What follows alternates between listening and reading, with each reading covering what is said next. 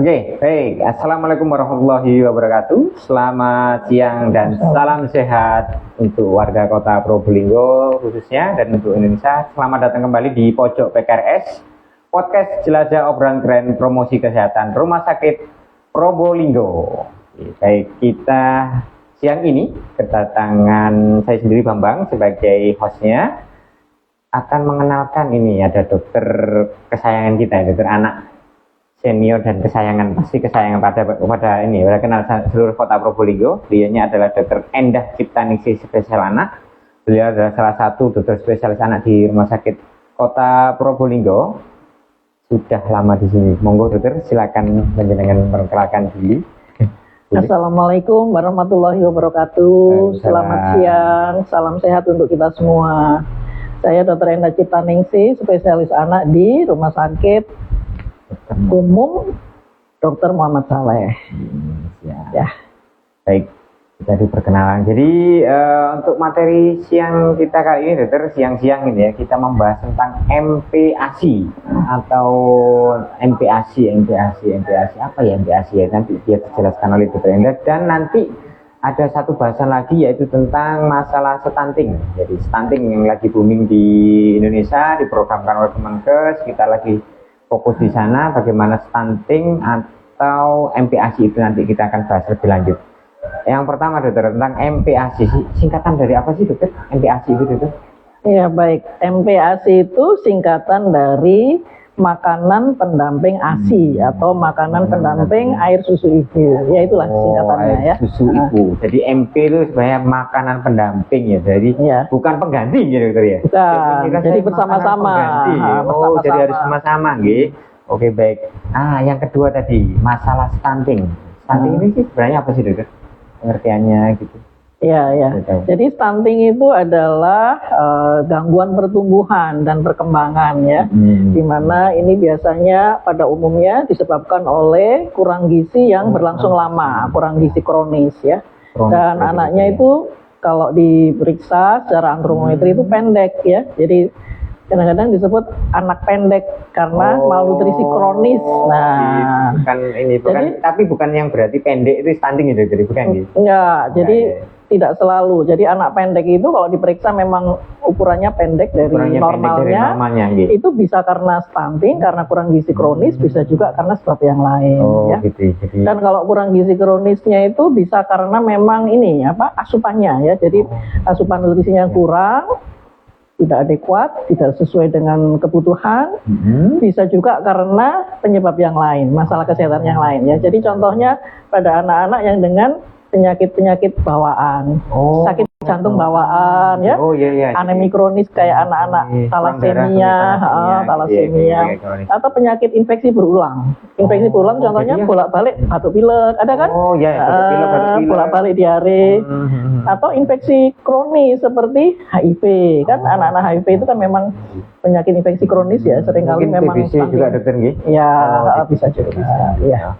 Gejala yang umum dokter, yang umum atau yang tentang stunting itu gejalanya awal-awal biar kita tahu ibu ini anak saya sudah stunting, ini gejalanya apa sih dokter?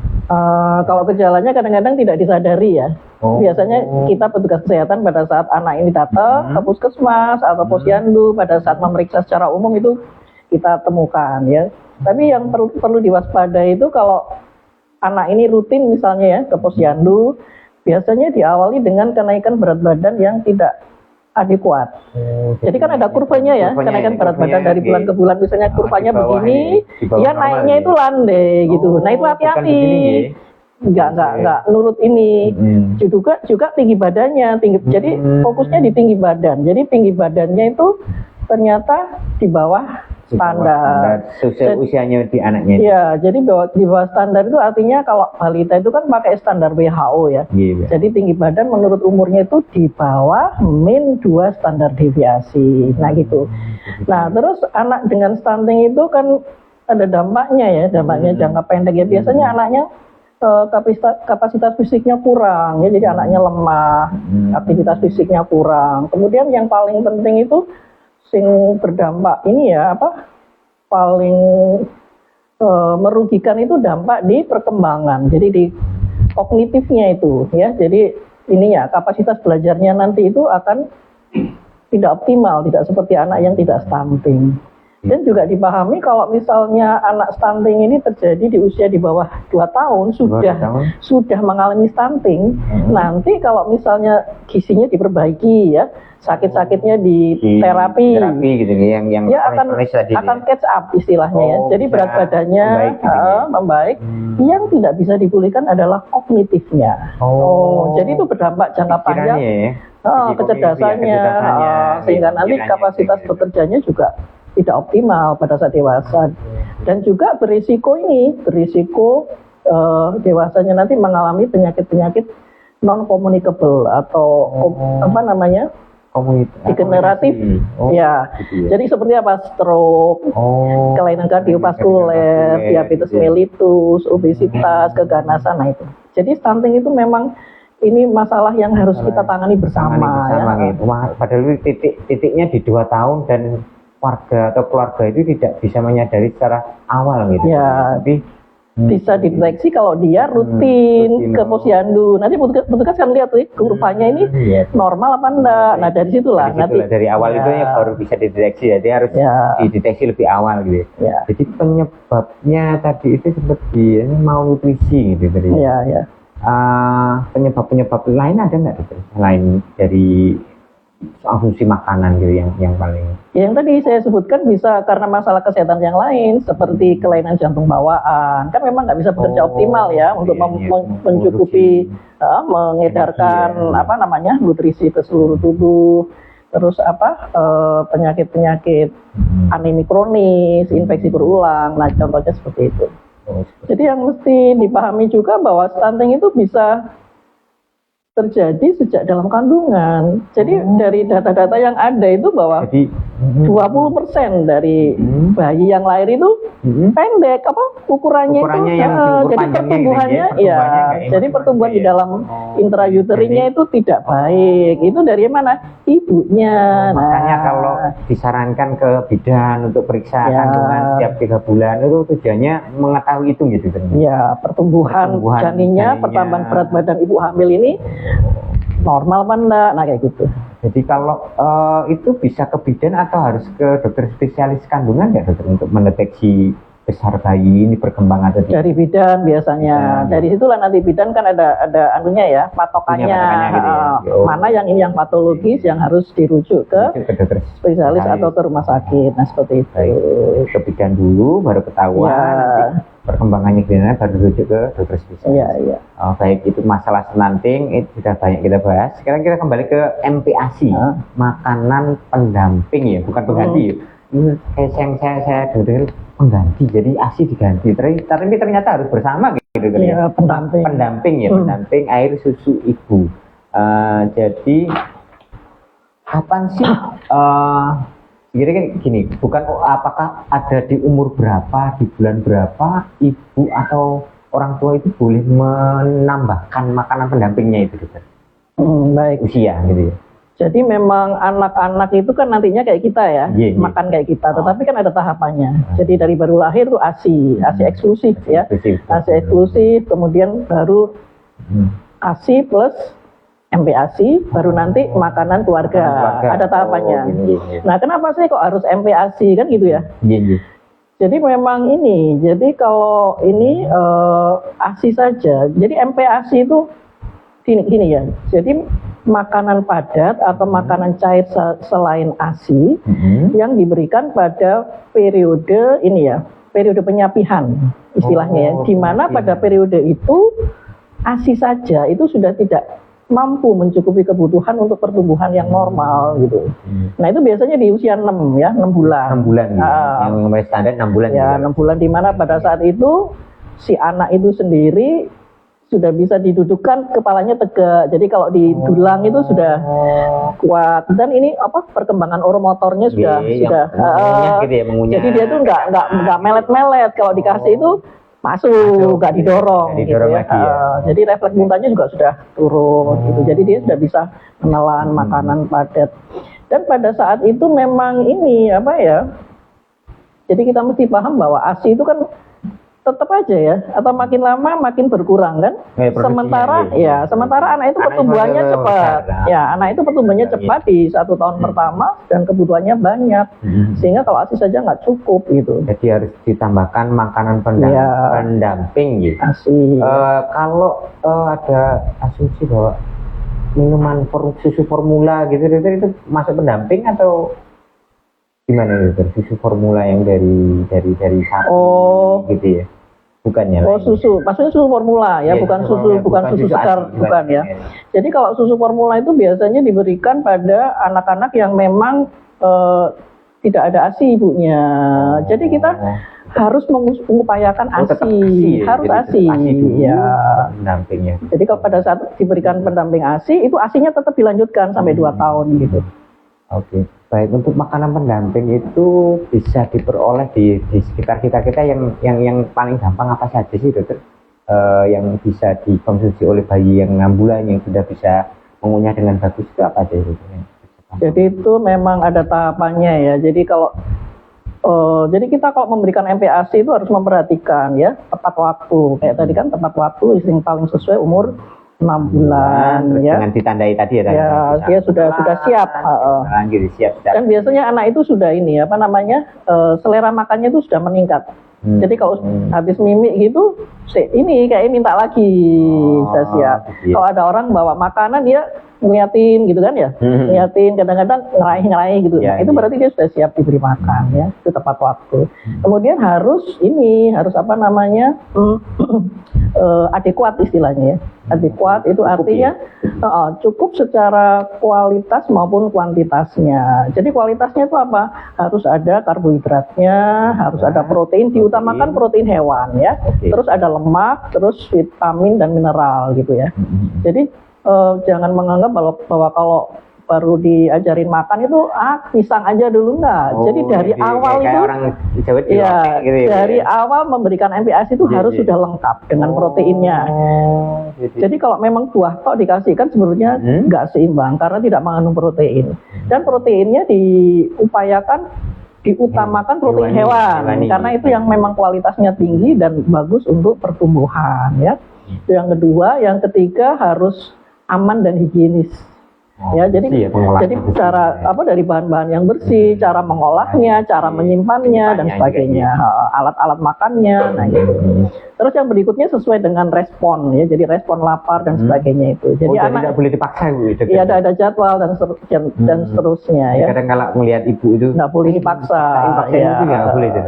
Jadi sesuai respon. Jadi lama-lama anak itu akan mengatur sendiri kalau dia sudah lapar. Gitu ya, minta itu masih ayo dimakan dihabisin terus sampai dipaksa itu nggak boleh berhenti.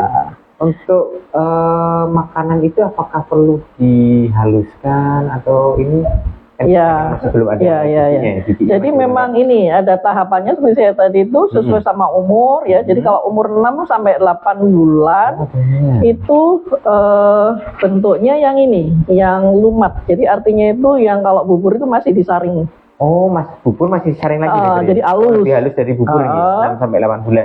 Dan itu nanti memberikannya 2 kali aja. Sehari 2 kali. Kalau di awalan itu jumlahnya mungkin 2 sendok nggak apa-apa ya.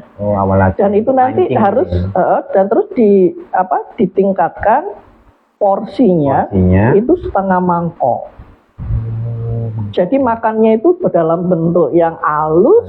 Teksturnya bubur disaring lagi gitu. Awalannya itu 2 sendok aja dulu, tetapi nanti bertahap dinaikkan 1 porsinya setengah mangkok yang volume mangkoknya itu 250. Jadi mangkok 250 jadi ininya makannya itu 125 mili. Nah gitu. Mangkok itu kayak mangkok bakso gitu. Ya nanti kita kalau ngajarin ibu kan punya botol yang ada itunya. Ada ukurannya. Nanti coba saya diisi 125, terus disok di mangkok ibu. Gitu. Seberapa itu? Nah gitu aja kalau kita ngajarin. Iya. Jadi bukan ini ya bentuknya. Betul.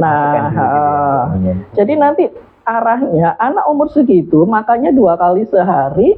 Porsinya setengah mangkok, teksturnya kayak gitu dan komposisinya sudah harus lengkap kayak tadi. Harus ada sayur, ada protein hewani gitu. Iya, protein hewan. Jadi kalau mau dia pertumbuhannya bagus, yang paling gampang itu telur ayam sehari satu. Itu cukup itu. Telur ayam kampung Ya, gitu ya. Kampung atau ayam telur ayam, telur ya, biasa itu ya. bersama, Sama ya. aja yang gitu. Jadi sehari satu itu cukup. Itu cukup, adekuat. Proteinnya itu cukup. Cukup satu gitu. Terus kalau setelah 9 bulan sampai 11 bulan atau 1 tahun itu teksturnya lebih cincang, dicincang. Oh, jadi cincang ya. Gitu ya. Itu porsinya sama, cuman frekuensinya boleh 3 sampai 4 kali. Kalau yang tadi cuma kadang 2 sendok, dinaikkan lagi sesuai dengan respon anaknya. Yang ini bisa sampai 3 kali gitu. Bisa 3 sampai 4 kali, teksturnya bentuknya cincang, porsinya sama, setengah mangkok. Kalau sudah 1 tahun itu sudah ini sudah mungkin lebih kasar, nggak apa-apa gitu ya. Termasuk ada tambahan buah nggak tuh terboleh?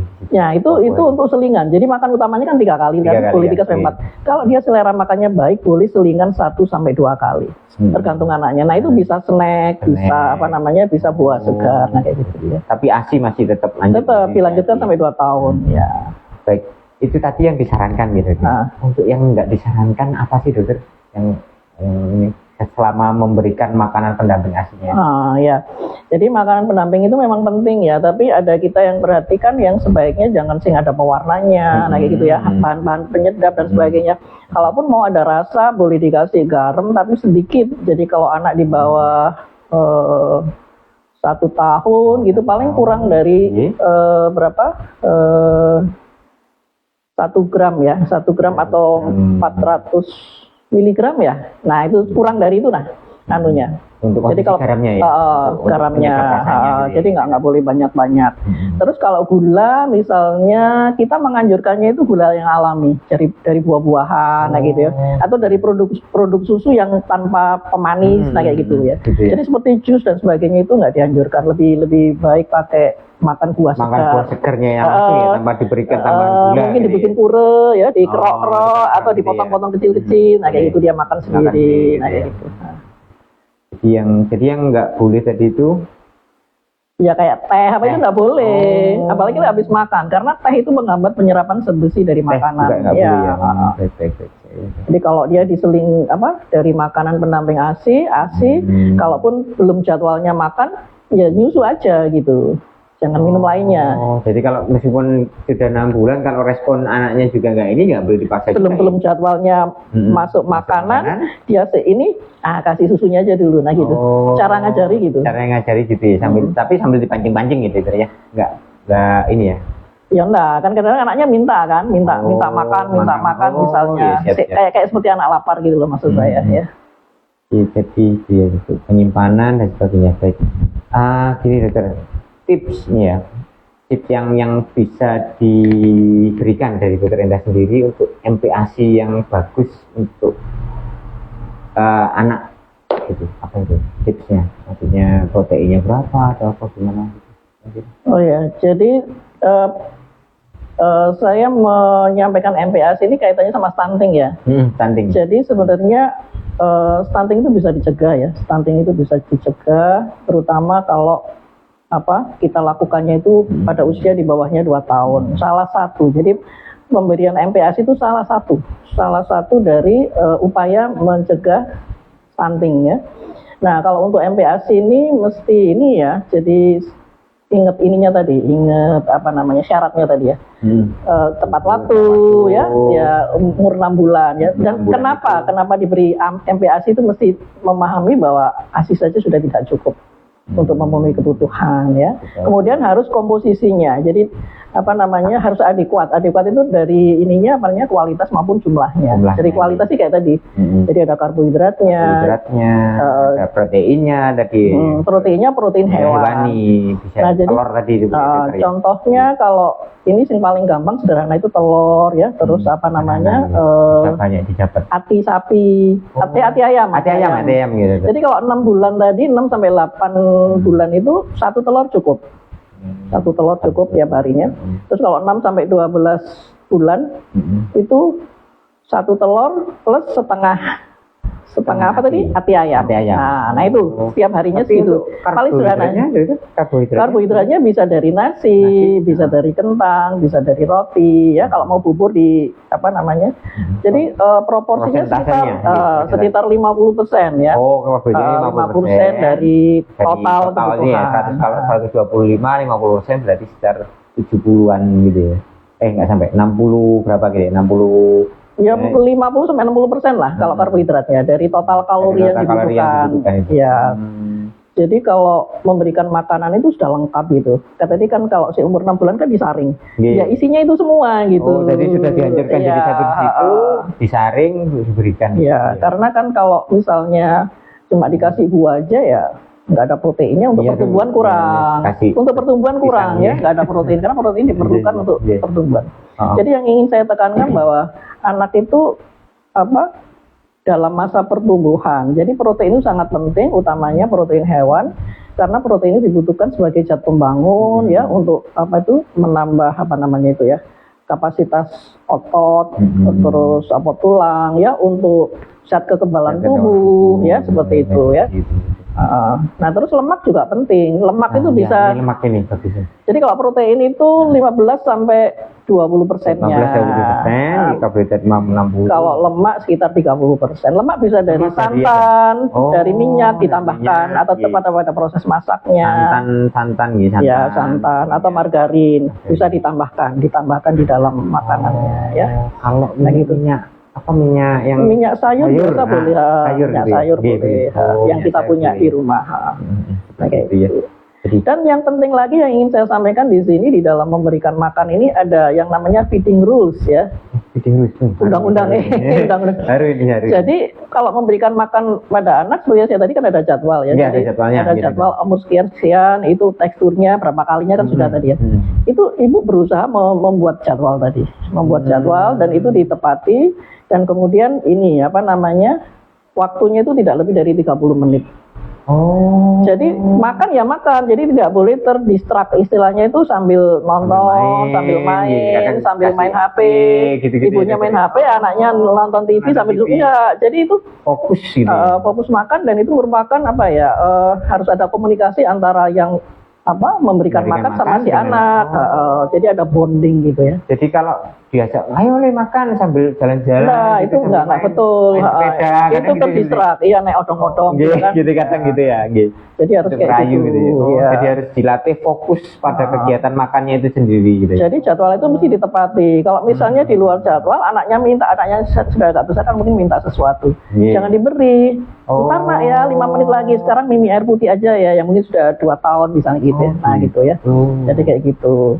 Seandainya dia tuh kan kalau anak itu dianjurkan juga untuk bisa makan sendiri. Misalnya 15 menit cuma buat main-main, sudah bersihkan aja, ringkes sudah, stop aktivitas makan itu. Jadi kayak gitu ya. Sudah 15 itu namanya mendidik anak ini tentang makan ya gitu. Jadi ada begini baru tahu ilmu baru ini bagi saya dengerin. Sebenarnya enggak ya, sebenarnya cuman kita enggak ini aja ya, sosialisasinya kurang mungkin ya. Jadi ada disiplin juga, fokusnya itu tahu. Jadi yang sambil naik odong-odong dulu saya ini kadang ibu-ibu odong-odong. Iya. Jadi sebenarnya gitu ya. Kita ingin mendidik anak itu mengerti tentang makan, kebutuhan makan dan ya bagaimana yang betul. Jadi ada pendidikan juga di situ ya. Baik, bagus sekali, terima kasih. Untuk kita lanjut ke pertanyaan ini, dokter, tidak ada yang menanyakan. Ini pertama kita lihat dulu. Dari Mbak Ayu. Mohon izin pertama dokter, bagaimana cara mengatasi GTM pada anak dan apakah gangguan sterilisasi apakah penggunaan sterilisasi alat makan itu aman? Gerakan tutup mulut ya? Ya, GTM, gerakan tutup mulut itu. Ya umur berapa ya? Jadi memang mesti ini ya kita tadi yang belum saya sampaikan bahwa apalagi kalau di awal-awal itu anak ini ya belum beradaptasi. Jadi ada masa-masa adaptasi tentang ini pemberian makan ini ya. Jadi yang harus telaten. Nanti kalau memang sudah dia nggak mau, ya sudah kita berhentikan aja. Nanti dicoba lagi. Gitu. Ya, misalnya kita mau memberikan makan yang biasanya susu gitu ya, tapi kalau ASI lain ya. Kalau misalnya dia minumnya susu botol misalnya, Iya, misalnya ini susu botolnya, ini Iya. buburnya taruh di Iya. sebelahnya, nah gitu. Oh. Nanti minum susu, nah ini gitu. Jadi dia mengenal setiap saat itu mengenal bahwa dia harus makan ini Makan yang ada di sebelahnya gitu ini. ya. Nah, jadi mengenalkannya itu mungkin kayak gitu. Dan nggak usah dipaksa. Nanti kalau dipaksa dia makin stres, makin menolak gitu. Oh, Iya.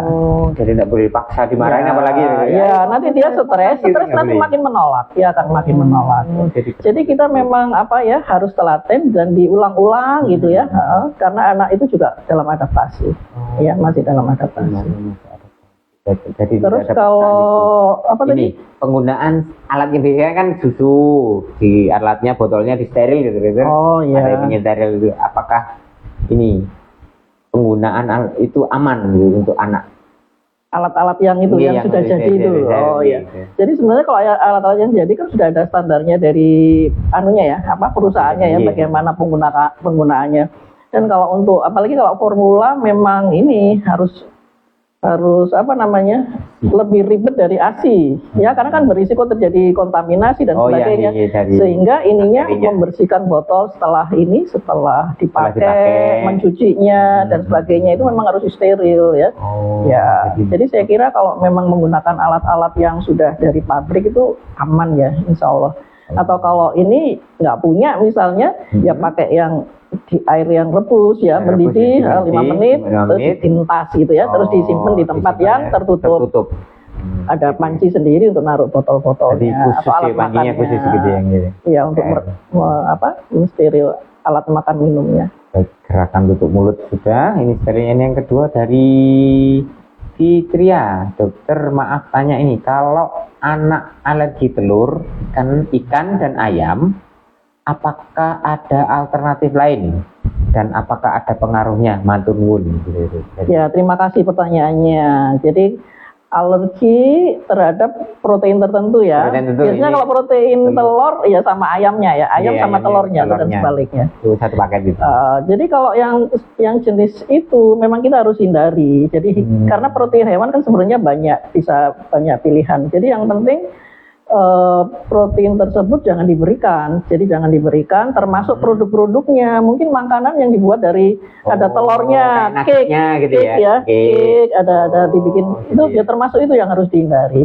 Dan alternatif yang lain bisa protein yang lain. Yang paling aman adalah daging sapi, ati sapi, nah kayak gitu. Ya mungkin itu dulu. Sapinya, gitu, coba lagi. Dan itu biasanya nanti pada satu masa tertentu akan toleran anak ini. Tapi kalau masih di bawah 1 tahun, dihindari dulu aja. Jadi mungkin nanti sudah 2 tahun ke atas, cobalah cari telur lagi. satu. Dicoba-coba gitu ya. Ya, satu jenis dulu gitu. Tapi kalau di awal-awal sudah diketahui alergi apa itu tadi ayam sama telur, sebaiknya dihindari dulu. Sampai sekitar usia 2 tahunan lah nanti. 2 tahun, sudah nanti lebih trial toleran error ya. lagi ya. Ya gitu. Jadi alternatifnya yang paling aman yang dari sapi. Sapi. Ya. Baik. Kalau itu betul, yang mungkin pakai kayak kacang-kacangan gitu, yang usia-usia segitu bagus nggak dokter? Atau kalau kacang-kacang sayur sih boleh ya. Bisa aja kan itu juga sumber protein ya. Ya mungkin yang nggak diberikan lesek wongkol dia belum ada giginya ya jangan. Ya dihalusin dulu gitu ya. Karena kacang-kacangan juga sumber protein nabati kan. Ya sumber protein boleh diberikan ya. Ini ada lagi dokter, pertanyaan yang ketiga dari Cakari. Bagaimana cara mengatasi apabila ada alergi pada stunting untuk memenuhi protein hewani? Matur nuwun. Oh, tadi hampir mirip ya dokter. Hampir mirip ya. Jadi seperti tadi. Ini ada satu lagi. Apakah boleh menggunakan vitamin tambahan dokter pada MPASI agar anak mau makan seperti itu? Pemberian vitamin untuk jadi merangsang makan gitu. Ya. Jadi sebenarnya vitamin yang ditambahkan seperti sirup vitamin atau yang lainnya ya, itu bukan untuk merangsang nafsu makan ya. Jadi kalau supaya anak mau makan itu adalah dengan diajari makan. Seperti tadi taat jadwalnya, terus teksturnya dan sebagainya, tidak dipaksa dan sebagainya. Karena tidak lama akan mengerti anak itu. Dan kalau kita kualitas dari nutrisi yang kita berikan itu sudah sesuai, insya Allah itu mencukupi, ya. Jadi vitamin itu sebenarnya kalau nggak ada makanannya ya nggak akan berfungsi dengan baik di dalam tubuh gitu. Jadi mesti ada makannya gitu. Jadi dia bukan untuk merangsang gitu. Malah vitamin itu butuh sesuatu untuk mengolah dia. Iya, dia kan untuk membantu metabolisme dari makanan kita. Jadi belajar makannya itu. Jadi dari proses harus trainingnya, feeding rules-nya itu dipraktekkan ya. Baik, tips yang bagus ada feeding rules. Nanti kita bikin di PKRS feeding rules-nya. Ya, nanti saya lengkapi ya. Nanti kita sosialisasikan ke teman-teman di medsos dan sebagainya. Baik, sudah tidak terasa, sudah hampir 60 tidak terasa obrolan kita pada siang hari ini. Terima kasih Dokter Endah. Sama ilmunya. Nanti kita tunggu feeding rules-nya. Kita jadikan flyer. Semoga bermanfaat ya. Teman-teman semua. Dokter Endah, mungkin ada yang disampaikan sebelum di closing? Ya, terima kasih. Jadi kegiatan podcast kami ini dalam rangka Hari Anak ya, Hari Anak Nasional. Ya, kami ucapkan selamat Hari Anak Nasional ya. Anak merupakan anugerah ya. Jadi kita mesti jaga karena anak-anak ini yang akan meneruskan perjuangan dan kemajuan bangsa kita. Jadi dan saat ini memang masih banyak masalah. Salah satunya stunting ya, di mana stunting itu banyak sekali kenapa anak ini mengalami stunting. Jadi mari kita bersama-sama mengatasi ini ya. Karena tidak mungkin orang kesehatan saja yang karena ini harus semua lintas sektoral gitu ya. Terutama keluarga. Dan saya kira kalau ibu-ibu rutin ke posyandu dan pada saat hamil selalu kontrol, kemudian terus ANC ada ini, seingat saya itu ada programnya dari Puskesmas ya. Jadi seperti pembelajaran tentang ibu hamil, pembelajaran tentang balita ya, itu tolong dimanfaatkan sebaik-baiknya. Dan kalau misalnya di posyandu ibu berkomunikasi dengan baik lah sama petugas tentang pertumbuhannya baik nggak, ya supaya tahu rapotnya ini kurvanya bagus nggak sih ini, kayak gitu ya. Dan pemberian MPASI itu hanya salah satu dari upaya dari mencegah stunting. Jadi salah satunya lagi itu adalah sebelum ibu ini hamil ya, masih remaja putri ya. Jadi nanti kalau ibu punya putri SMP SMA yang rutin mendapatkan tablet tambah darah lewat UKS, tolong itu diminum. Itu hanya setahun aja minumnya, seminggu cuma sekali. Karena remaja putri harus sehat, ya harus sehat. Karena remaja putri mengalami menstruasi, ya kan, HB-nya bisa turun. Nah itu jangan sampai terjadi. Karena kalau sehat nanti dia menikah menjadi ibu. Nah itu insya Allah nanti hamilnya anaknya.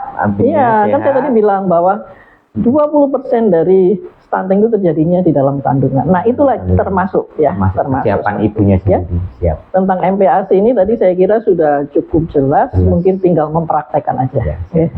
Terima kasih sahabat Pojok PKRS. Demikian bincang-bincang kita dengan Dr. Endah tentang MPASI dan stunting. Terima kasih. Assalamualaikum warahmatullahi wabarakatuh. Waalaikumsalam. Terima kasih Mas Bambang. Alhamdulillah selesai.